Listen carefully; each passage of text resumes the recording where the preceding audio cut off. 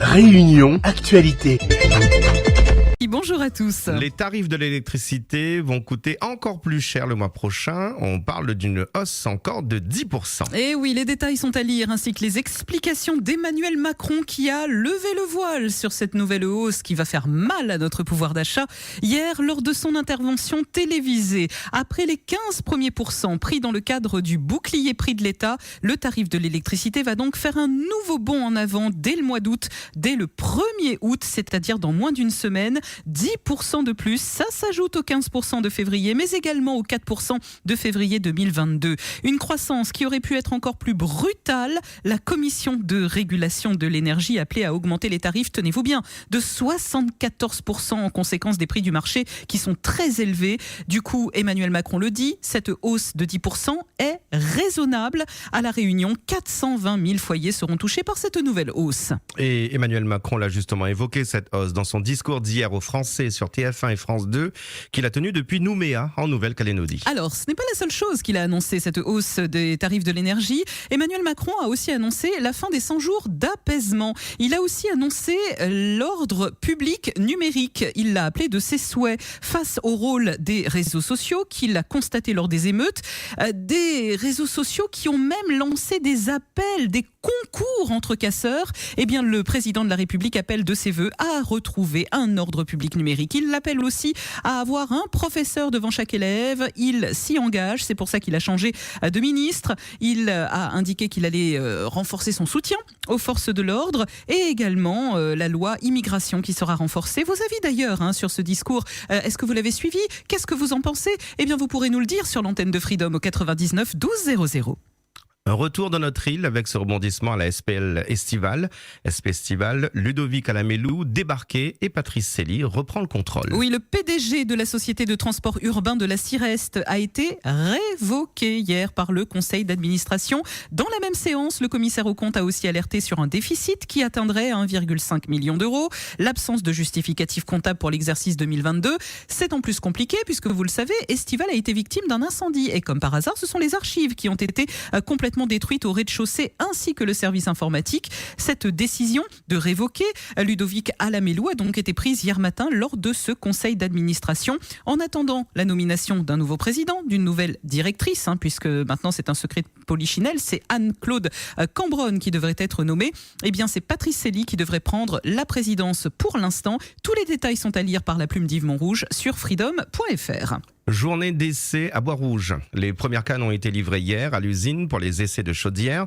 La campagne proprement dite devrait débuter le 7 août. Voilà, ça c'est pour la partie nord et est. Les planteurs de Lamar, de Bois-Rouge, de Pansacy, dont les cannes étaient déjà coupées, étaient invités à se rapprocher hier de leur pôle canne pour obtenir une livraison d'essai. Ce sont des livraisons qui se faisaient exclusivement sur le site de Bois-Rouge, les plateformes de Lamar et de Pansacy restant fermées jusqu'à cette fameuse date du 7 août. Les planteurs qui s'étaient un petit peu plus éloignés, type Sainte-Rose et Saint-Benoît, Beaufond et Ravine Glissante, eux, n'étaient pas invités parce qu'ils étaient beaucoup trop éloignés de l'usine de Bois-Rouge et la campagne n'est pas encore ouverte. Alors demain, sachez qu'il va y avoir aussi une journée d'essai concernant les planteurs du Sud qui devront ramener leurs cannes pour des essais à l'usine du Gol. Freedom, il est 7h passé de 37 minutes. Une disparition inquiétante à Saint-Philippe. Aucune nouvelle de Mireille Smith, une femme de 63 ans. Dont la photo est publiée sur freedom.fr ce matin. C'est une dame qui est portée disparue depuis dimanche midi. Et la mairie de Saint-Philippe a annoncé hier sur sa page Facebook que Mireille Smith a été vue la dernière fois avant-hier au lieu-dit Sable Blanc à Ravinango. Elle était vêtue d'un pull rose, d'un corsaire bleu et de sandales. Toutes les personnes qui l'ont vue ou qui détiennent des informations sont priées d'appeler la gendarmerie de Saint-Philippe, la police municipale ou la mairie au 37 0012. C'est un numéro de fixe.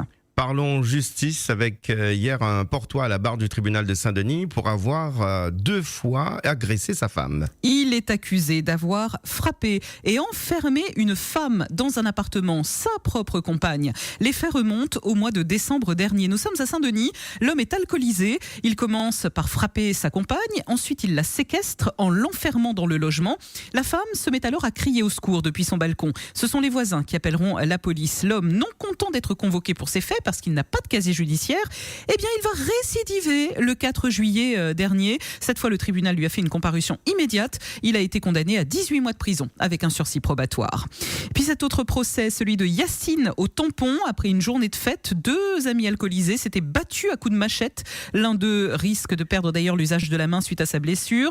Eh bien, Yacine, qui a porté ce fameux coup de sabre, était jugé hier en comparution immédiate devant le tribunal de Saint-Pierre. Il écope de 3 ans de prison, dont 1 avec sursis.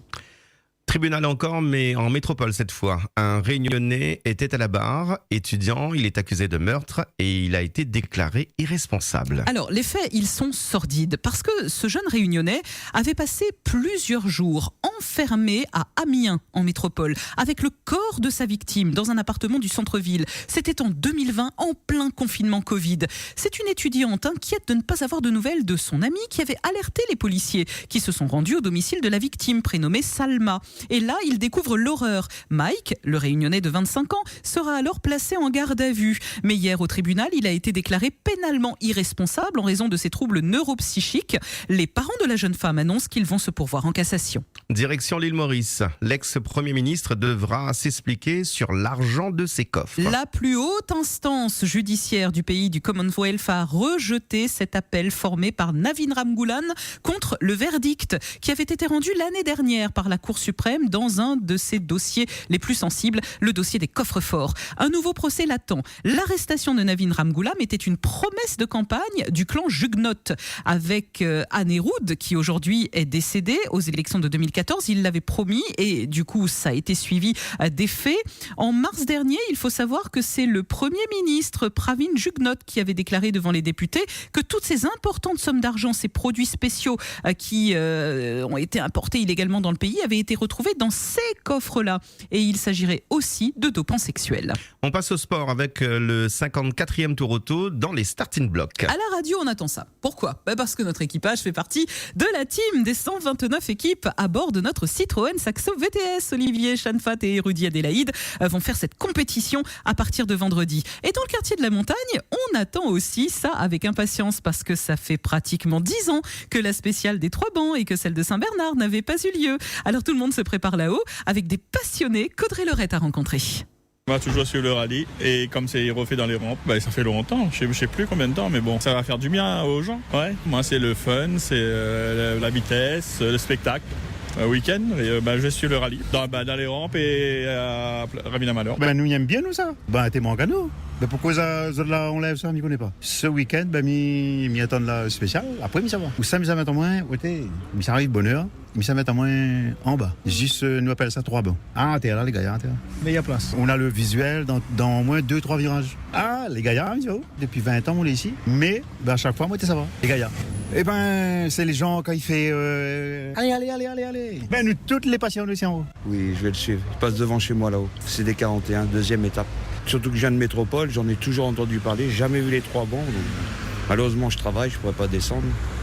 Mais deuxième étape, je suivrai à domicile. Qu'est-ce que vous aimez dans le rallye ? Ah, tout. Là-bas, j'étais dans un team, on faisait rallye, on faisait 24 heures du Mans moto, donc ah oui, à fond dedans. Ah oui, très plaisir, c'est une étape très particulière pour les gens de la montagne surtout, parce que ça fait très longtemps que ça n'a pas passé, donc et c'est une très belle étape surtout. Vous les avez vécues les précédentes ? Non, j'étais encore trop petit pour ça, et quand j'avais l'âge, je ne pouvais pas y aller, donc là vous attendez ça avec impatience ? Oui, surtout qu'ils vont passer la poche chez moi, donc il n'y a pas de souci à tirer. Donc oui. Des propos recueillis par Audrey Leurette. Coup d'envoi de ce passionnant 54e Tour Auto à la montagne ce vendredi. À noter que la RD 41 route de la montagne sera fermée aux alentours de 13-14 heures puisque le coup d'envoi sera donné à ces zones-là. Et ce sera à suivre en direct live tout ce week-end sur Freedom avec toutes les correspondances de notre journaliste Mathias Ramsamy. Parlons football et du 3e tour de la Coupe de la Réunion qui se déroulera demain. Les 5 derniers matchs du 3e tour de la Coupe de la Réunion, dont les premières rencontres se sont disputées mercredi dernier, vont se dérouler demain soir à 20h30 selon le programme suivant. Il y a 5 matchs de prévus pour ce 3e tour de la Coupe de la Réunion. Saint-Pauloise, Piton-Saint-Leu, ce sera au stade Yuri Gagarine. Le Tampon Sainte-Rose au stade Gaby Folliot. Jeanne d'Arc Saint-Louisienne au stade de la Redoute. Trois-Bassins AS Marsouin au stade Polo Brabant. Et le dernier match demain soir à 20h30, donc AS Excelsior, ASC Corbeil. Ce sera au stade Raphaël Babé à Saint-Joseph. O News Radio sur outremernews.fr.